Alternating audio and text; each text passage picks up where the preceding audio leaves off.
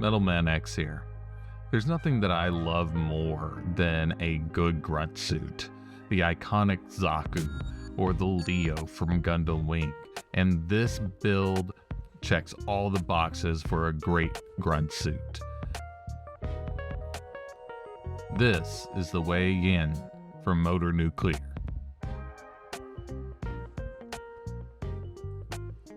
And as always, this review is brought to you by our good friends over at Gundam Central. Make sure to check them out. The link will be in the description. They're my go-to place for anything third-party or independent release.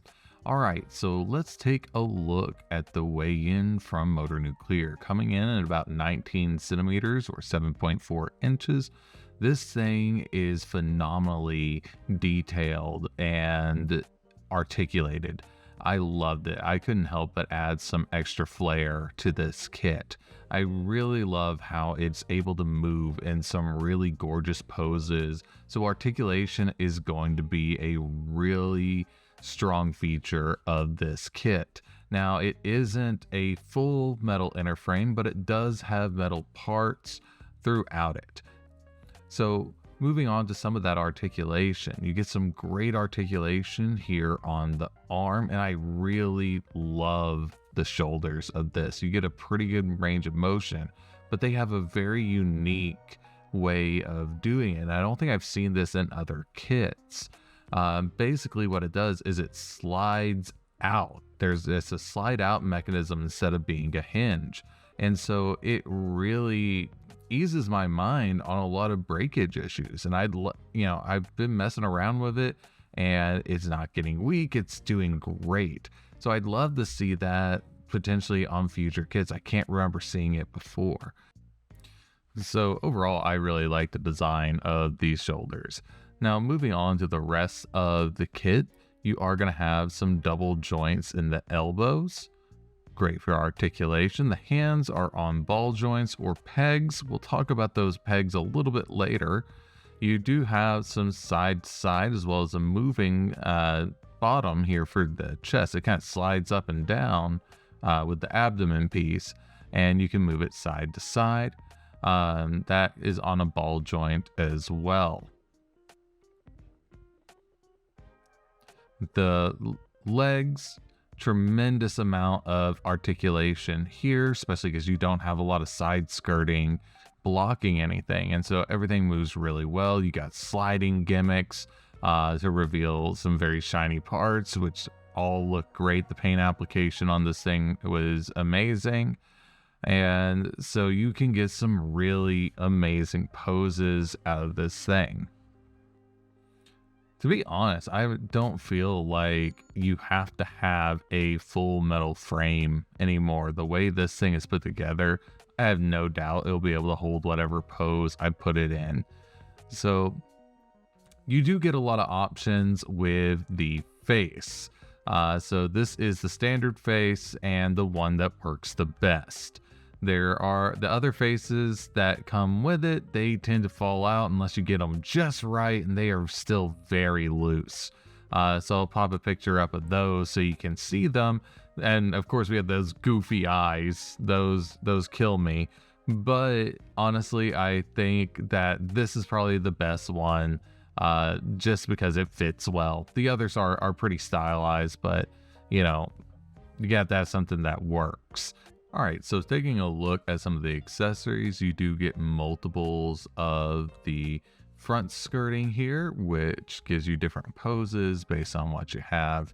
It just slides out and easily is replaced.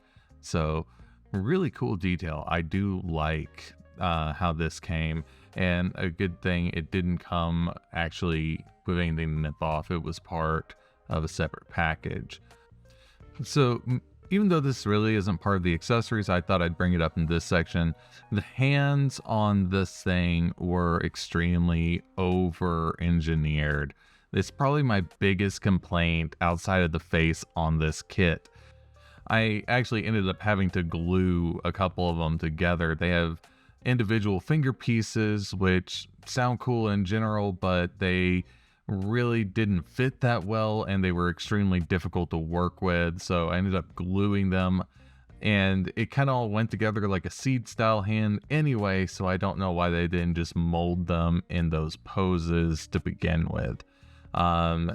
Another big issue with this kit is that they come with 2 types of attachments, either a ball joint or this little rounded thing, and which is cool, but they fit too tight. If you look on there, you'll actually see a white line actually caused from stress of me putting it on the kit.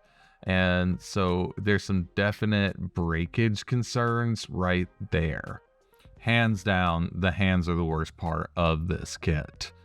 Okay, so moving on to other parts, we do have a lot of attachment points for weapons on this kit.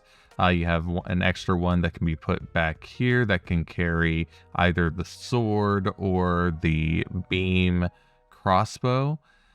So one good thing about this kit is it can hold all of its weapons, which is always a big hassle. If you ever want to change anything later on, they can be attached there or be used as part of the backpack using one of these types of pegs. So each weapon has its own style of peg that you can use to attach it to the back.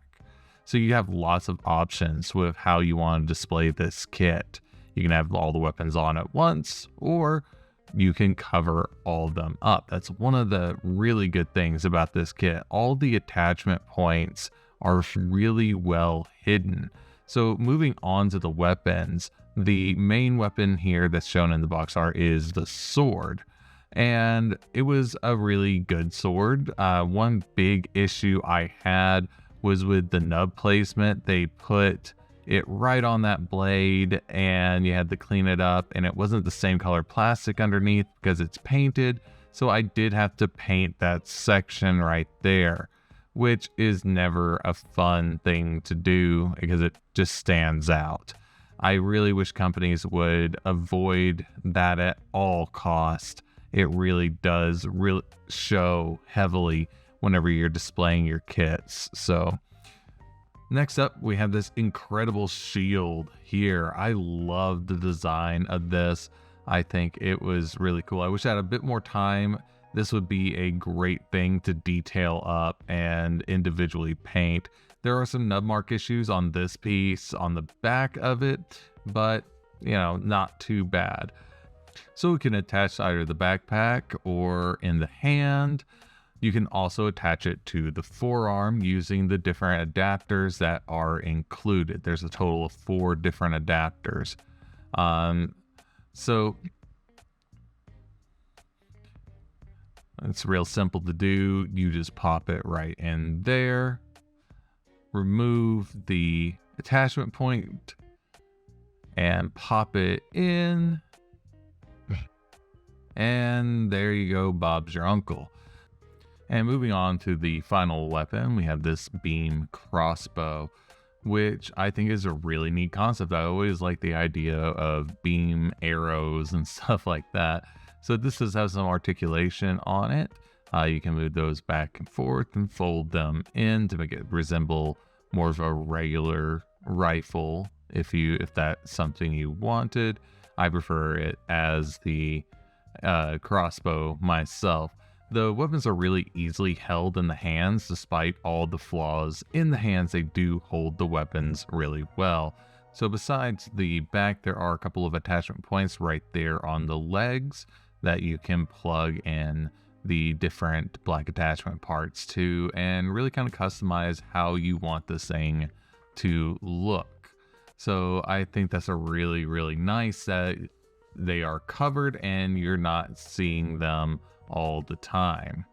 For a final score on this kit, I'm gonna give it a B+.